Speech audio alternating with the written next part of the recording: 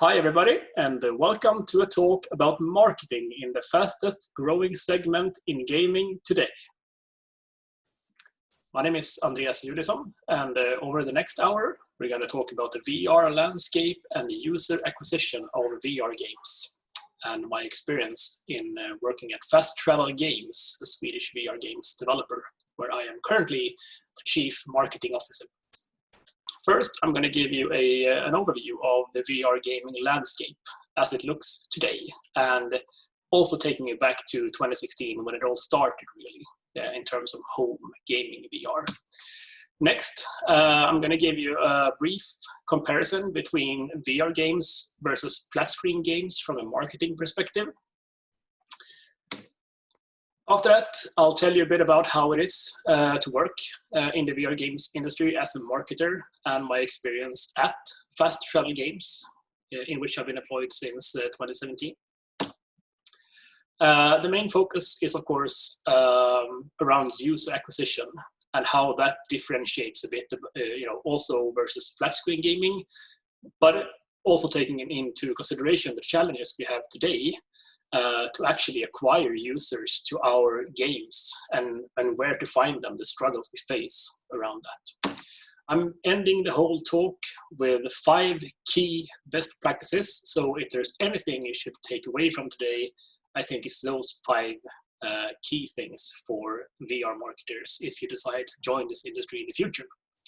Since 2017, I've been employed as a Chief Marketing Officer at the Swedish VR games developer Fast Travel Games, and I clearly remember, the reason and the moment where I decided to pursue a career in VR games marketing, and that was when I was eaten by a shark trying out the Ocean Descent demo on PlayStation VR at Comic-Con in Copenhagen. I had to take off my headset because the experience was so intense and immersive. So, the VR gaming landscape. It all started in 2016, really, when the Oculus Rift hit the market, and it was shortly followed by HTC Vive, and later that fall, PlayStation also took their market share of VR gamers when they released PlayStation VR. So PlayStation VR is currently the dominant headset on the market if you look at install base. They recently announced earlier this year that they had sold 5 million units of the PlayStation VR headset. Oculus Rift and HTC Vive and different iterations of these 2 headsets have sold 2.5 million for Oculus headsets and 2 million for HTC Vive headsets since their launch in 2016. The year after, we also saw some entries from other developers. The Windows mixed reality ones were basically a plethora of developers such as HP and Dell trying to go into VR gaming as well, or with VR headsets. And that launched in 2017. And the Vive Focus is really sort of a standalone headset that HTC tried as well to release, but maybe was a bit early on the market when it came out. Last year, in 2019, we saw basically the next big bump in VR headset and install base, and maybe also the first sort of signs of a future mass adoption of VR as well. The Valve Index was launched in the summer. That's pretty much a very hardcore headset that still requires a computer and cameras to play. But more importantly, I think for the industry, was the launch of Oculus Quest, which is the first completely standalone wireless headset that doesn't require any cords, any external cameras. Tracking is all handled inside out. It's called inside the headset. So basically, it's the only thing you need to get started to play VR or engage with VR. Pretty much similar to what you could say Nintendo Switch is for traditional flat screen gaming of today. And the Oculus Quest became a massive success in very short time. it has expanded on the user base of VR to whole new kinds of audiences as well. It used to be very core-centered early adopters of technology. Now it's finding its way into more general gaming audiences and families and etc. And equally as exciting well, basically when you watch this, it's the launch day of Oculus Quest 2, which is sold at a very attractive price. So $299. I know it's still a lot of money for most people, but for that sum, you basically get everything you need to get started, an upgraded version of the Oculus Quest headset. So I'm super excited to see what this can do for the market for this Christmas and for next year as well. And the more people we can get into the VR industry, the better, both in terms of employees, maybe like you guys, or users in people's homes as well. Looking at data from Statista and Superdata, this is a little bit of a guesstimation and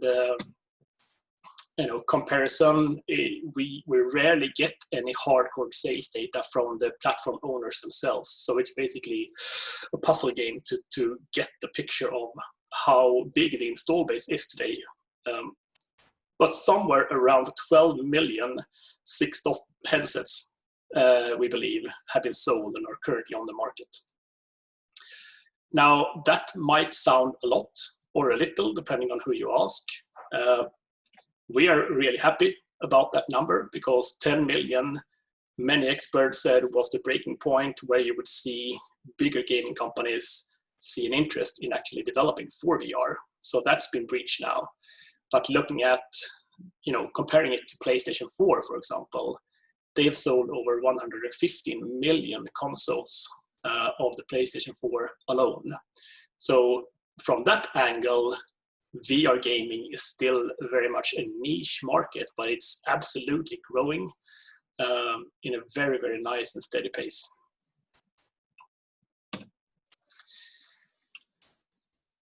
Besides the headsets, there are a few primary platforms that is of high importance for any marketer, also for consumers.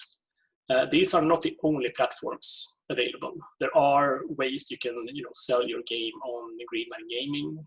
HTC has a platform called Viveport with a subscription program, for example. But the three biggest ones and the most important ones are these. We have Steam, of course, and you all know about Steam. It's used basically by the majority of PC gamers of today, even though we have seen a lot of competitors rising up now, like Epic, for example. In the Epic Store, Steam is still the biggest PC store you can find online. And that also goes when it comes to VR gaming. We have right now over 4,500 VR exclusive titles on Steam. That's quite a lot, quite a big library. So whenever your future game enters Steam, there's going to be big competition and fight for awareness and people's interest. The latest data we've seen from Road to VR was that 1.91% of Steam users have a VR headset that they actively connect to Steam. And on Steam, you can use the HTC Vive headsets, the Windows Mixed Reality, but also the Oculus Rift headset. So it's very much for the core PC audiences that have a computer to run it. They have external cameras for their headsets, etc. Next to Steam, of course, we have the PlayStation Store. This is for PlayStation VR exclusively, of course. And right now, there are over 700 VR games listed in the PlayStation Store. And 4.8% of PlayStation 4 owners have a VR headset. So we don't know really how many are actively connecting it. There's been a little bit of decline in terms of sales for the PlayStation VR headset, but it's still the most popular one if you look in install base. So around maybe, every 20th or so PlayStation 4 owner also owns a PSVR headset. And thirdly and last, we have the Oculus experience, or the Oculus Store. And this is, of course, exclusive to Oculus titles. I mentioned Oculus Rift before, which was their initial headset in 2016, more for the core audiences. But we also have the Oculus Quest. And to buy games for the Oculus Quest, you need to do that through the Oculus Store, really. There are currently around 160 VR games for Oculus Quest listed on the store. And the nice thing here, of course, is a VR exclusive store. So we know for a fact that everyone who uses it have a headset. So it's basically 100% of the users with a VR headset. Then we're going to move into a brief comparison between the VR games industry and the flat screen games industry from a marketer's perspective. There's a lot of differences, some similarities as well, of course. I think, and I actually wrote an article about this some time back, I think one of the biggest differences working with VR games marketing compared to flat screen games marketing is the lack of consumer insight from the VR perspective. So take flat screen gaming. The earliest, as we know of at least, the earliest video game commercial was the Magnavox Odyssey back in 1972. That's 48 years ago, which means there's almost half a decade of valuable consumer insights where developers and publishers have learned about preferences and the needs for different kinds of consumers, etc., and basically use that to steer their go-to-market plans and their productions. So we can look at this as maybe an educated teacher, a middle-aged teacher. Looking at VR, it's been around for 4 years, and that's not a lot of time to collect data, especially when data is not being openly or actively shared to a higher extent from platform owners. So if a teacher is the sort of icon for the flat screen industry, the crying 4-year-old kid is where we are at the moment when it comes to understanding the VR gaming audiences. Now, what this means in practice is that for flat screen, they have a lot of data to drive their marketing efforts. There's very few cases where you run an ad or create a marketing initiative that's not supported by previous cases, successes or failures, and of course your own databases of consumer insights, and even data from the actual games as well. So it's very much a data-driven business to be a games marketer in the flat screen industry. VR is very much a gut-based driven marketing situation. Of course, we have some data. We talk to communities. We engage with the gamers in different sections of the online ecosystem out there.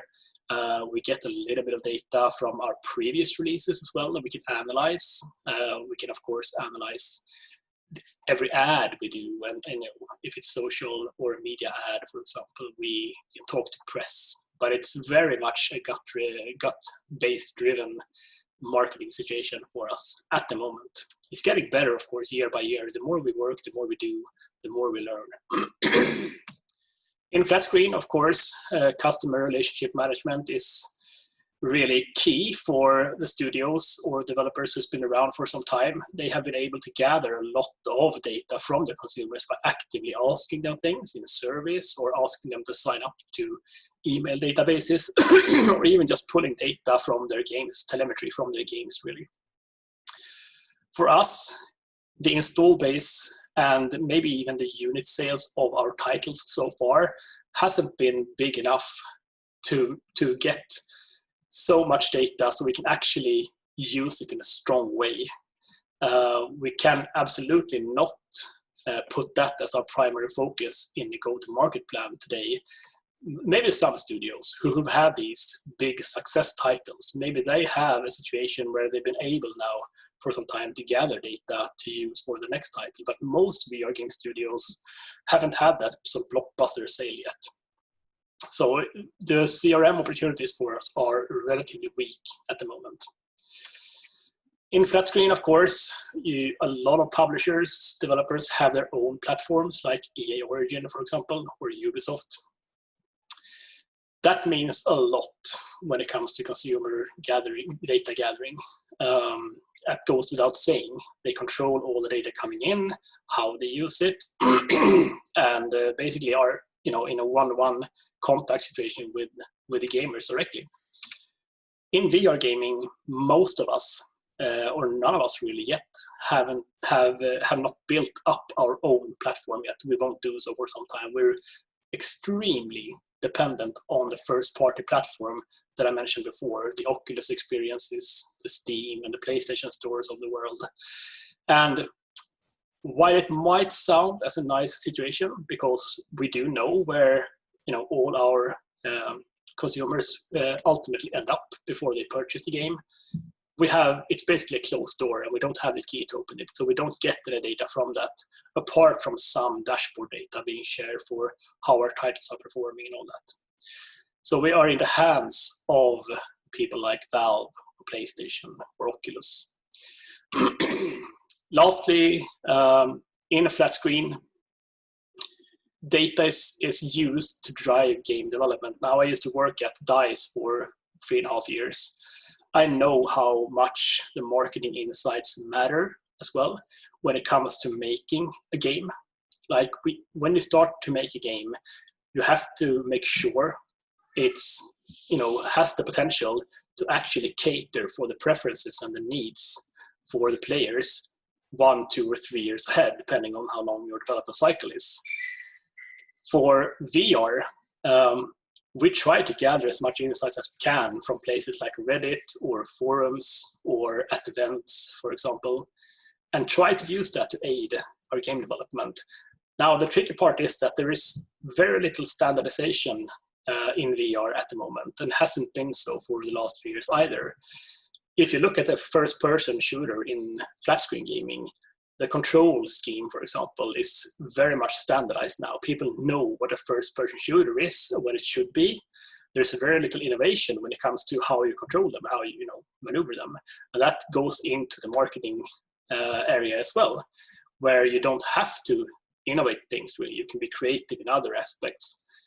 In VR, you have all these different headsets, and you have some people getting nausea and motion sick when playing VR. Some have to move around by teleportation movement instead of smooth turning, etc., and all those things. So it's a tricky situation where we try to gather everything we think is valuable from game development and put that in front of our developers to really make a game that will be commercially successful, but also appreciated by players a year from now, 2 years from now. So those are a few examples.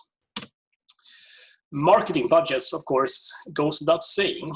If you saw earlier when I said that's 115 million PlayStation 4 sold versus 12 million VR headsets in total for the 6 headsets.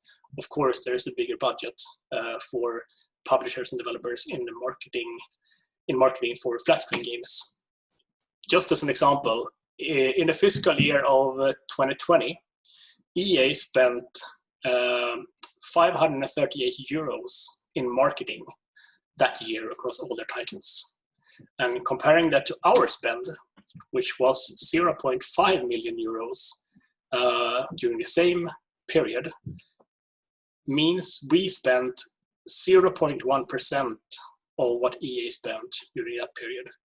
So we're playing in different leagues, of course, and that impacts what you can do as a VR marketer as well. We can't do billboards, we can't do TV commercials. Not that we would want to, but it's really out of our hands at the moment because there is not enough money in the industry. So we have to think more creatively how we can find ways to bring games to market without spending tons of money, which is really fun to be honest. So, a little bit of an insight into how it is working for fast travel games is up next. Now, a lot of the stuff that I do, any games marketer does, to be honest. There are a couple of things that is very similar across VR gaming and flat screen gaming. We usually work from the ground up, and that's kind of the modern way of doing marketing these days. Maybe 10 years ago, it was more, to get that front page of Edge magazine. Now it's very much working with developers to have a game that's going to be a success when it eventually launches. So that's what I do as well at Fast Travel Games. I connect with the VR gamers and the audiences and use all the collected data that I can get to bring to the development team and help our studio decide what to create next, really. From that, I create a marketing plan, a go-to-market plan, and that includes really the same things a flat screen go-to-market plan would include. It's working with a SWOT. It's making analysis from a competitor standpoint. It's target audiences, forecasting, platform evaluation, which might be a little bit more VR specific, where we have to decide, like, is this going to be a title that resonates well with the PlayStation VR owners, or is it more a title that will find its natural home at the untethered wireless Oculus Quest headset? Those kind of questions. And of course, then we decide upon the marketing budget. Now, the third point here, the third bullet called work with platform owners, I think that's where my job differentiates the most from any other games marketer. As I mentioned before, we're in the hands of first-party platform owners, and we have to make sure that the end destination where our games will ultimately be sold, Steam and PlayStation Store and Oculus experiences, that consumer journey, that experience is optimized in every way. And that can mean that we have to work a lot with our store pages, but also to establish relationships with the different first-party platform holders. So to be able to secure Oculus, for example, promoting your title on their official social media channels or their official YouTube channels, or being able to write a blog post that will be published by the PlayStation team on the PlayStation blog, for example. All those things, I would say, are the most important thing you can do from a marketing perspective right now. Getting first party to promote your game for you and making sure that the conversional end destination is optimized in every single way. And of course, it's executing the tactics, deliver on the marketing plan initiatives against the KPIs that you have set for your title and for your different beats. And then we launch the game, basically. Number 5 is post-launch focused. So we have seen now from our previous titles, Apex Construct, mostly that in VR, the tail post-launch is very long.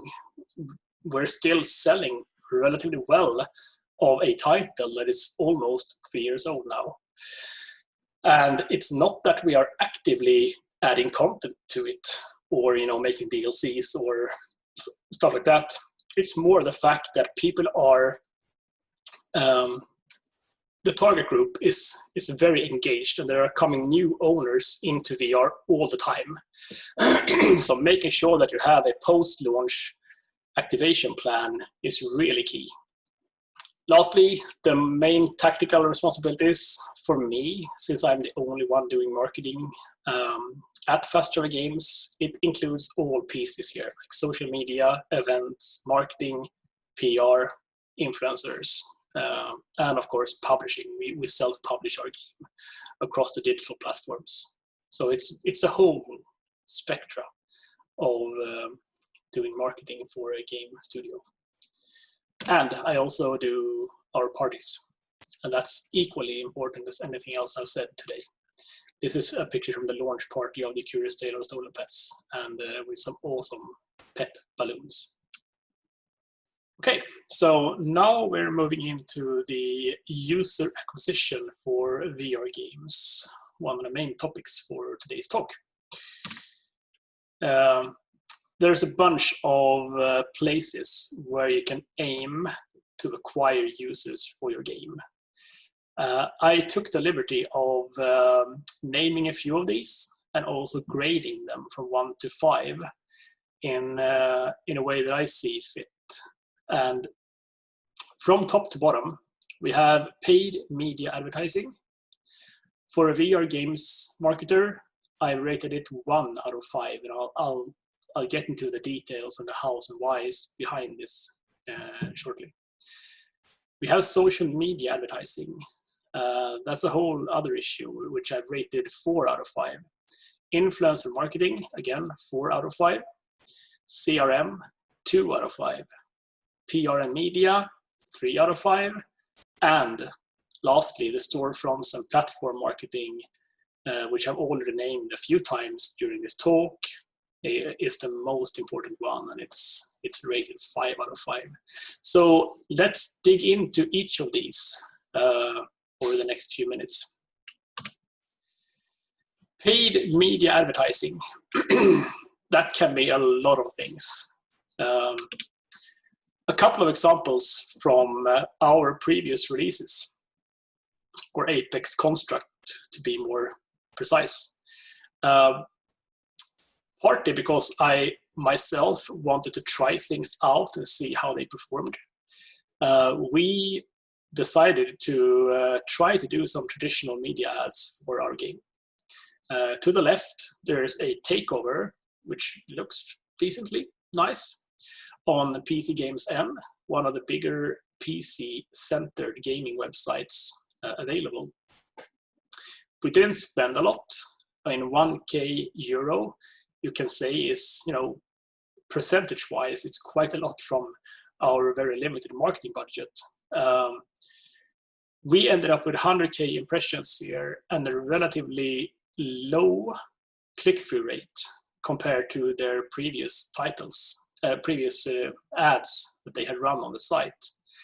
And it's no brain science to say that the main reason is that the ad itself wasn't targeted towards VR owners, because there was no way we could do that. We basically put out an ad for a game that the majority of the visitors to the website would not be interested in because they could not play the game. That is the main downside by doing these more general media ads. We did another example, a test as well. During the launch of Apex Construct on PlayStation VR, we acquired a 1-week banner ad inside a PlayStation store. And this was in 2018, so it's only 2 years ago. It cost us the same amount as the takeover on PC Games N. The downside here, there were quite a few downsides to this ad. One, they did not offer any way for us to target this ad towards owners of the PSVR headset, which is kind of weird to me, that a first-party platform owner is not giving that option to VR developers. The other downside was that we did not get any proper insights or data performance from Sony for this. I think if I remember correctly, we got the number of times it had shown to people visiting the PlayStation Store, which didn't really help us understand if this was valuable or not. We never saw any click-through rate report for the ad as well. And since then, we haven't actually done any ads inside the PlayStation Store. So I cannot for certain say that the situation is the same today. But last I checked with them, there was still no way to target VR or PSVR headset owners inside the PlayStation Store.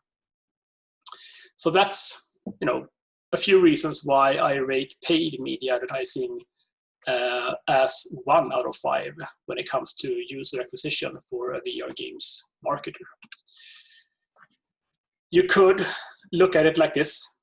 Flat screen game ads, they usually hit the target. It might not always be, bullseye like in the image here, but let's say they run an ad on a PlayStation specific media outlet for a PlayStation title.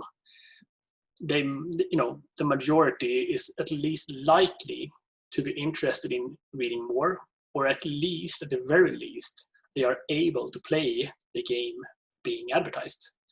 While VR game ads in a media site usually never hits straight home inside a target audience.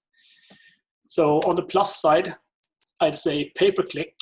If you ever do a media ad for a VR game, running a pay-per-click option is of course safer. It means that you only pay for actual traffic to your site.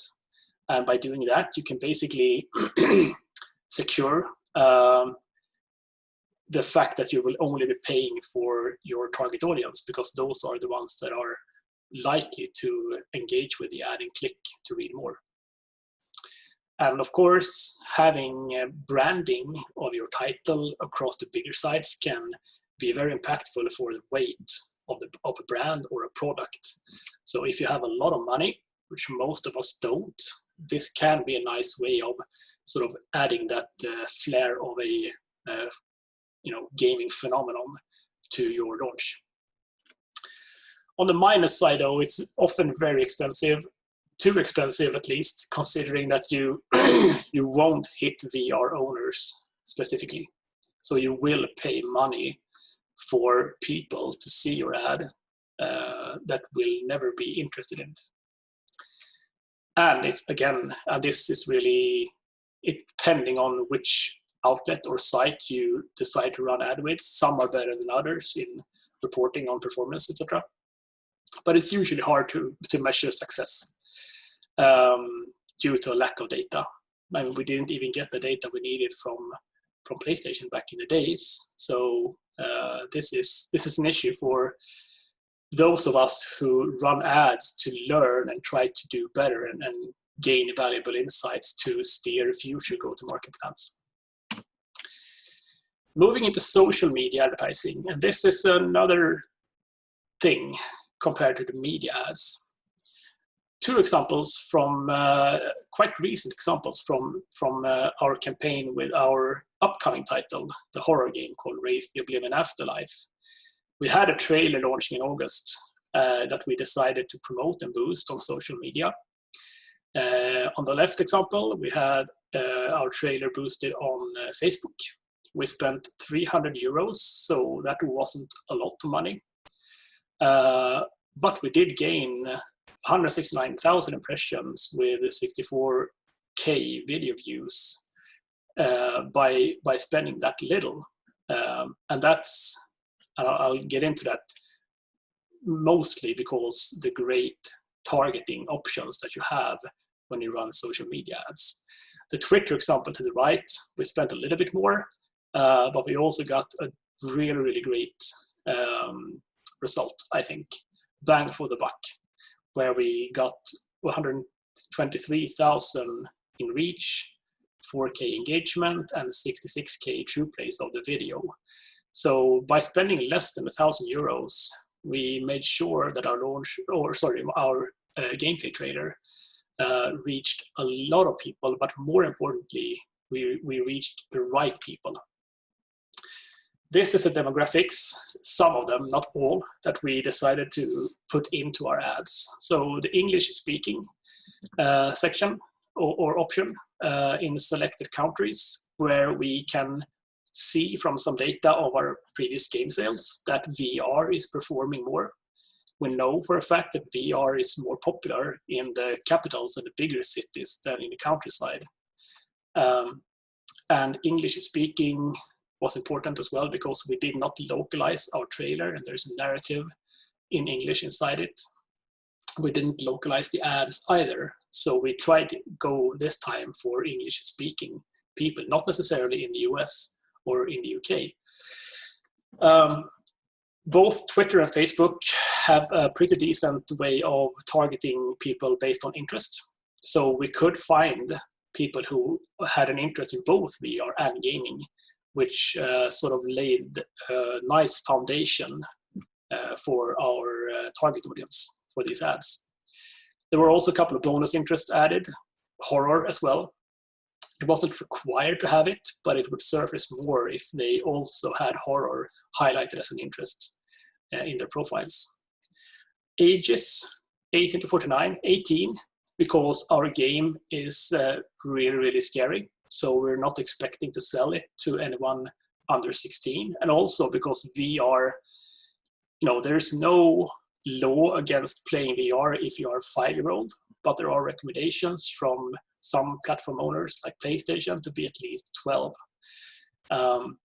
So we agreed upon this age section basically for our game.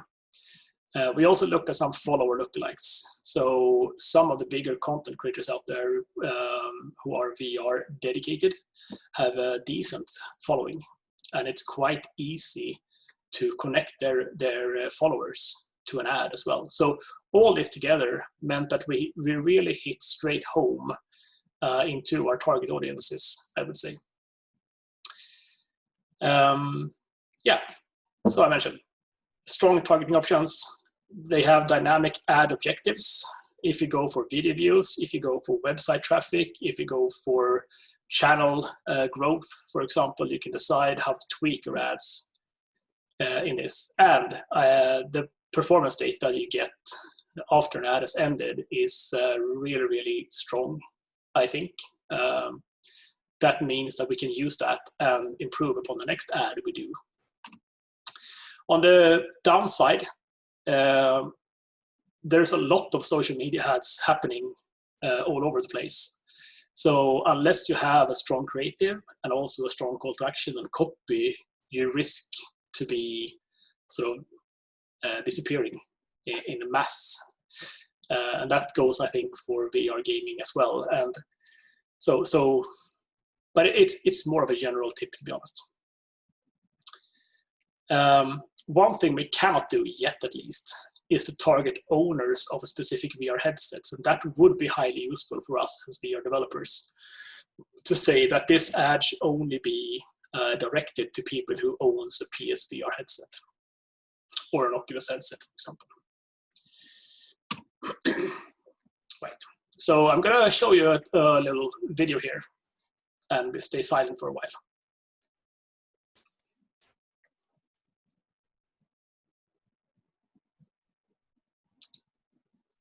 And if you know Spanish, you know what it says as well. But in short, as with the flat screen gaming industry, there are tons of content creators making content for, thousands of games on the market. And it's becoming more and more important to differentiate against competitors now that VR games are growing and the VR industry is growing. You saw before that you have 4,500 VR games on Steam, for example. So in order to find a way to make a little bit more engaging and exciting content together with an influencer, we collaborated with a guy called Jugon Virtual, who's very big in the Spanish and Latin American markets. That's also a market that we felt we didn't have any entryways into. So this guy was a great way for us to promote our games to that audience that we couldn't reach. We spent 3,000 euros with him and tasked him to play a full level of our game using only his body as motion and the Oculus Quest headset, which is completely wireless. So instead of moving around with controllers, he ran around on a football field. He had 6 cameramen shooting him while doing it. He had a, what do you call these flying things, with a camera from the air shooting him down as well. So there's a really, really high production asset.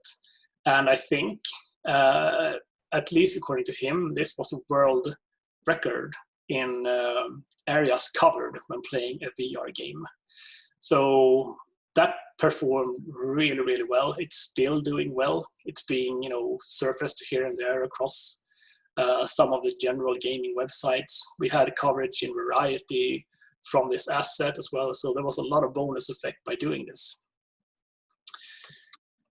Another thing we did, when we launched the Curious Tale of Stolen Pets, to make sure that we could get the interest and engagement from dedicated VR YouTubers, we created some clay animals from the game, just one per animal, and sent those out together with the game code and the coin from the game to handpicked content creators who then would make content for our game and showcase their animals on social media.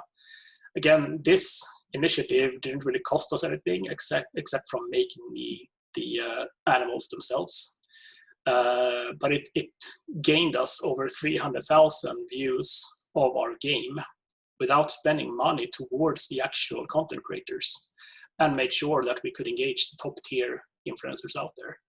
So these are two examples of the little bit of outside the box thing we do. Of course we send out early access codes and demo codes or let's play codes on launch as well, and we spend a lot of time communicating and building relationships with the key content creators out there. So one important thing for us, like already back in 2017, we had an event in Stockholm where we flew some content creators in to meet with us as a studio to really make sure that we build relationships from the ground up now that we can nurture for a long, long time. As a studio, we're not that strong in our own voice, so to speak. We don't have enough reach on the market. We don't have enough weight on the market to convince all the gamers out there that our game is the one you should get. So by using the ambassadors out there, the content creators and the Twitchers and YouTubers, we made sure that we had ambassadors promoting our games for us. Today, it's still often free, meaning that you don't really sponsor VR gaming YouTubers, apart from a few who's doing this for a full-time job. Most are very happy by with getting a code from you and getting an email saying, "Hi, would you like to showcase our game on your app, on your channel?" Which is extremely nice, and that's, of course, it's bound to change at some point as the industry grows. But right now, there's a lot of things to gain by working with content creators, even if you have no marketing budget at all. On the downside is, of course, that and it's not really VR industry exclusive, but letting content creators promote your game means that you usually lose control of the consumer journey. You can't really hold hands with the consumers from the video view to the store page and then into a conversion. So you can prep the content creators, but you can't really control the whole journey. Of the official paid or sponsored initiatives that are more, let's pay for a video, we do see that they drive less engagement than the more organic videos out there. And that's general. I mean, it's not VR exclusive or anything. We have tried to engage the non-VR influencers to showcase our games on their channels, even by offering them a headset. If they don't own a headset already. But the interest is very low, I would say. There are a couple of titles, of course, that have gained sort of a pop cultural reputation, and some are more YouTuber friendly than others.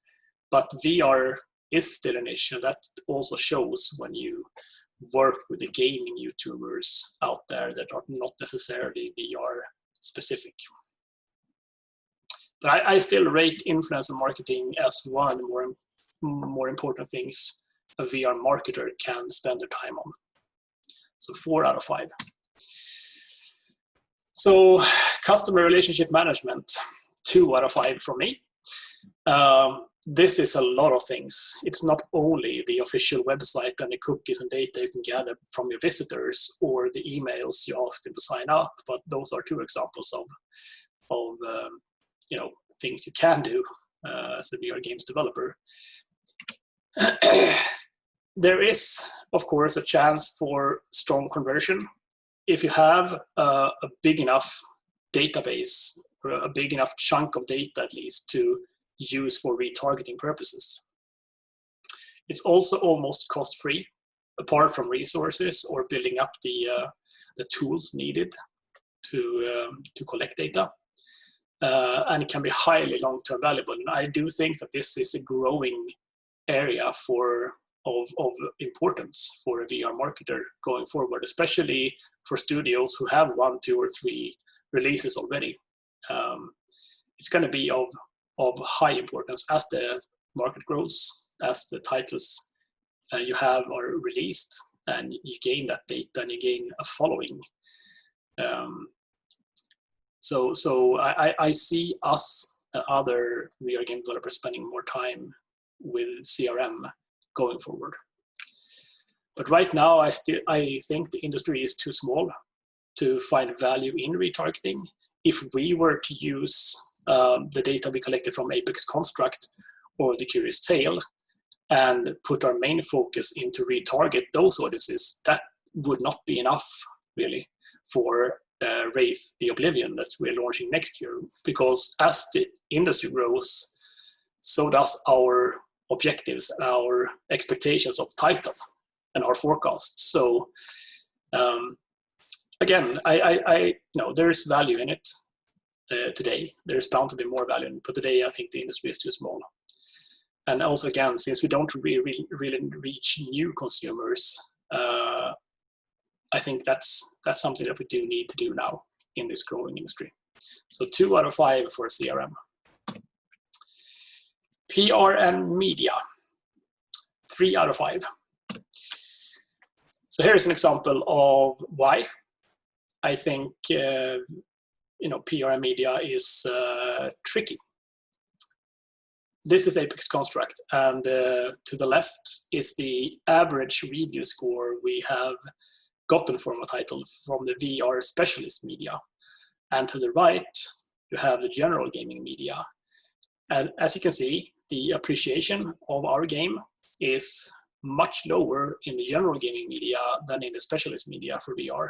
And this is basically, it shows for all titles out there. There's a good site called VR Game Critic who compares these things for all titles available. And it's a token of, it's a sign that we see every year now. A couple of quotes as well from the general gaming media out there.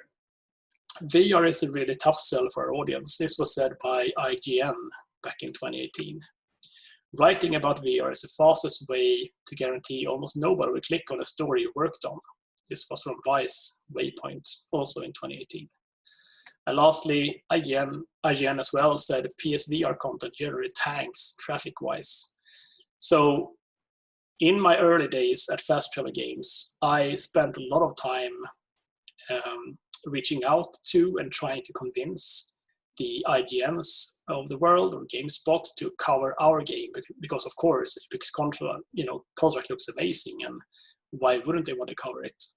And VR was very well covered in 2016 and also in 2017 because it was such a novelty thing entering the market. It was a new way to engage with games, and all these things were like so hot for media to write about. Since then, there hasn't been a massive step, but more of a steady evolution. And of course, at some point, media will start to lose interest in it. Half-Life Alyx, for example, of course, that got covered by all the media outlets. A brand like that will get covered by anyone important in the games media industry. But this is the situation that we are in right now. So on the plus side, I would say for us, working with PR and media today, we have learned to focus more on the specialist media.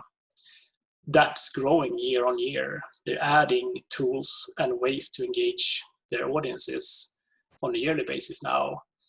They also have a massive interest in your title beyond the more general review.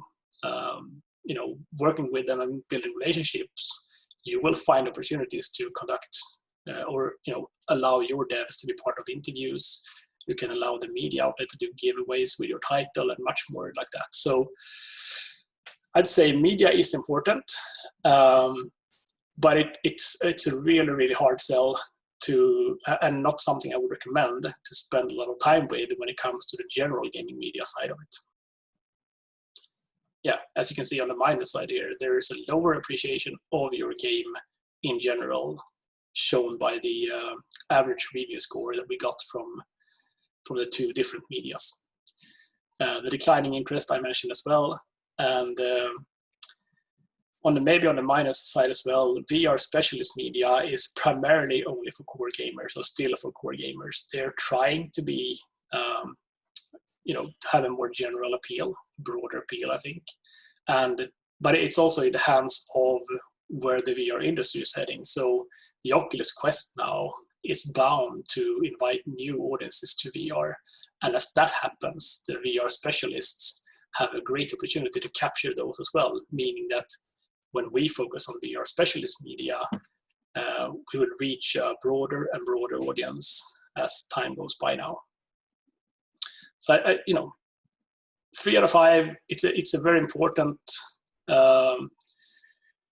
thing for a VR marketer if you understand where to put your focus and don't do what I did in 2017, 2018, try to hit my head week on week and getting angry for the lack of coverage in the gaming media instead. So ending up with storefronts and platform marketing, 5 out of 5 and a big blue star from me as well. And I can't stress this enough, how important this is. So these are the platforms we looked at earlier: Steam, PlayStation Store, and Oculus experiences. On the plus side, from a platform marketing perspective, if you do it right, you know that you're hitting 100% of VR headset owners. And that's especially true for the Oculus platform. Also on Steam, because they have a dedicated VR section. And if you tag your title right, and if you do your visibility rounds right on Steam, you're bound to hit straight home into the owners of VR headsets. It's also very nice to be one step away from converting an audience. Promoting a title inside the actual platform, or in a first-party channel, like a blog post from PlayStation, or an official page from PlayStation, or a tweet from Oculus. It's one click to your store page, and then you're home, really. These Oculus, Valve, and PlayStation are probably the most trusted voices as well that you can have promoting a title, which means a lot, I think, since your own voice might be decent and trusted by your followers, but for anyone else, you might be an unknown studio, and all studios, of course, want to promote their game in the best way. So make sure to utilize whatever voice you can from the first-party platform owners. And there are more opportunities than the traditional store banners if you dig deeper. If you do find a way to engage with the account managers on these different platforms and nag them a bit about, maybe running a specific deal or a promotion for this specific title, maybe getting a tweet about this update on your game that you're making. It can be anything. It can be done. It might not be there on paper for every studio, and it might require the relationship and constant communication, but it's highly worth it. On the downside, there is limited opportunity to run own initiatives. Like on Steam, of course, you have a little bit more flexibility and ownership of whatever you decide to do. On the other platforms, it's a little bit of being in the hands of the platform owners themselves. And again, coming down to your relationship with an account manager. Some stores are also heavily curated, which is really nice if you are inside the ecosystem. We are lucky enough to be inside the Oculus experiences with our titles, but some studios aren't. So that's the first step really before you can make anything happen. Then of course, I mean, in these platforms, that's where all games eventually end up. So that's also where you have the most competition for awareness. If you do something on Steam, if you do a weekly sale on Steam, for example, there's bound to be 30 other or 50 other VR games that are doing the same thing at the same discount or higher discount than you do at the same time. If you do a horror game like we do, for example, you need to make sure that your horror game stands out in a positive way, that all the values of your title comes through in the copy and in the way you promote it with the banners, etc. So it goes a long way by doing that competitor analysis inside the platform itself. And that leads me to my final slide for you guys. It's the 5 best practices for VR marketers if you decide to join this industry in the future. From top to bottom, and if anything, I think this is what you should take with you from today's talk. Learn your platform's promotional opportunities. So this can be first-party social media, blog posts. It can be how to best utilize the Steam visibility rounds. It can be creating bundles on Steam with other developers, running events on Oculus, for example, and have them promote that event for you, for your game. How to optimize a sales initiative outside of the bigger sales. You can run your own sales, for example. And make sure to nag your account manager for support outside of the general support that most studios get. I think this is the main key to success. So if a studio or a VR marketer does only this, it's really up to the game on if your game will be successful or not. Then of course there's a bunch of other stuff you can do to improve your chances of becoming a successful studio or having a successful launch. Number 2, build relationships with VR content creators. Allow for organic interest and cost-free videos of your game. This sounds really nice, and it's really true as well in reality. Most appreciate you reaching out to them and saying hi, being appreciative of their channel, giving them a code, maybe in advance of launch, etc. There are hundreds, maybe even thousands soon, passionate VR ambassadors out there on Twitch, on YouTube, on social media, on TikTok, and some of them are just dying for content for their channels. So make sure you spend time to learn these audiences. Some are very specific, some are PSVR dedicated, some are Oculus dedicated. So depending on what platform you release on, there are a couple of content creators that you just have to become friends with and have a great relationship with as well. Number 3, focus PR efforts on media passionate about VR. So it doesn't have to be the VR specialist media. It can be general gaming media as well, with a proven record of being interested in VR. If you look at previous articles that they published about the latest releases in VR, for example, you quite easily can see who is interested in covering it, who has an audience that is interested in reading about VR, who has a dedicated VR writer, so to speak. It takes time. Some tools might be helpful as well here. Like we use a tool called Meltwater. There are a bunch of different tools that can help you find these outlets that you have the highest chance of getting your game featured in.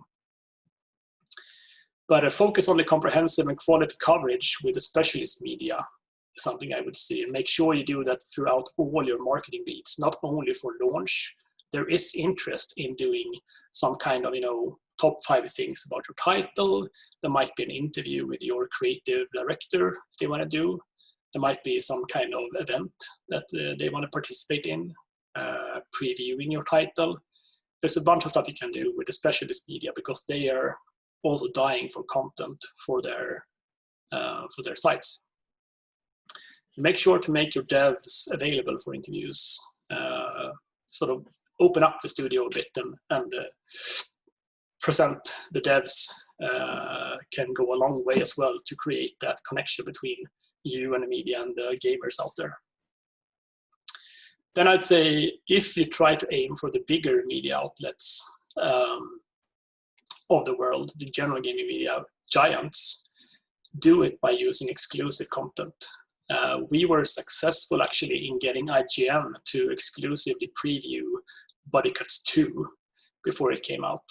And we did that by offering them the exclusive access to the game as the only media outlet. And there was also a writer at IGN who had covered the first Body Cuts that we managed to get in touch with and had an exclusive article written about the game that was seen by millions of gamers out there. When it comes to spending your budget, only spend on ads where a VR audience is guaranteed. It might sound like, you know, an obvious thing to mention, and it is really. But there are so many ways you can spend your money, and you won't have much money to begin with. So every dollar counts. And by utilizing channels like the social media, Twitter, Instagram, Reddit, or Facebook, these are all channels where you can target owners of a headset in some way, or at least people interested in VR and gaming. That's money well spent. And stay away from billboard marketing because you won't be able to afford it anyway. I would love to have a billboard on Boulevard Avenue or Sunset Boulevard or a TV commercial for a game. I don't know why I would it though. It would feel nice, but honestly, it would cost a lot and it wouldn't hit straight home in the target audience. And so it's a luxury we just cannot afford today in VR gaming. Number 5, lastly, secure continued sales through community management. I mentioned before the long tail of VR games today that we have seen both for Apex Construct and the Curious Tale. Games are simply not, selling day one and then dying, which sometimes happen in flat screen gaming quite often, I'd say, and maybe especially in retail. But for VR, since it's such a growing industry, there's so many new VR headset owners coming in every month, every week, new headsets launching, new ecosystems being created. Ensuring that you have a title that's high on people's awareness levels goes a long way to sustain sales and gain nice revenue for you and your studio with relatively little effort. So make sure that you're ahead of launch. Plan for a support plan to sustain relevance in your title. And make sure that you actively engage with in a transparent way and communicate with the VR audiences out there. There are a bunch of subreddits dedicated to each of the headsets or VR gaming in general, where you can run contests or giveaway, for example. The pinpointed sales initiatives is also key. Make sure that you constantly analyze your sales performance and kicking in a sale when it's needed. And make sure you do that along with first-party promotion towards the communities in the closed Facebook groups, for example, social media boosted posts and all that. And possibly add new content if you can. That's, of course, dependent on the resources you have at the studio. We haven't had the luxury of making DLCs yet for our titles because we've always been moving on to our next game, so to speak. But I do think that there will be more of DLCs coming in the next few years as well in the VR games industry. And part of it is because we see the proof now that there is such a long tail for games if you do it right. So secure that and making sure that you plan ahead for a long tail of sales. So that's it, really. I hope you gained some valuable insights. And if you want to reach out to me or to our studio, that's my email, that's my Twitter nick, and then our account for Fast Travel Games as well, our official website. And yeah, I hope to see some, if not all of you, in the VR games marketing industry in the near future. Take care, and see you in the virtual worlds.